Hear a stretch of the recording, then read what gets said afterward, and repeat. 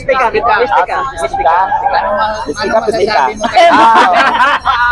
Muriga po to. Parehas. Hayaan mo na yun, papampam lang yun, huwag natin patulan yun. Kaya nga eh.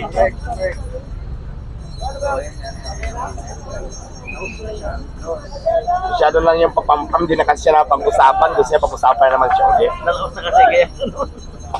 Kaya huwag mo na akong tanong regarding dyan. Hindi naman siya importante sa buhay natin. Tama. Sino ba siya sa buhay ko? May ambag pa? Nakikialam lang sa'yo, no? May ambag pa? Di ba wala? Wala. Kahit piso, wala. Pagpa-stress lang. Sabi nga nila, don't mind your basher. Di ba? Hayaan mo sila. Biyak yan sa mukha. Basta ang importante, hindi Malaga. natin sila inapakan, hindi natin sila inagrabyado. Patuloy lang tayo sa mga pangarap natin.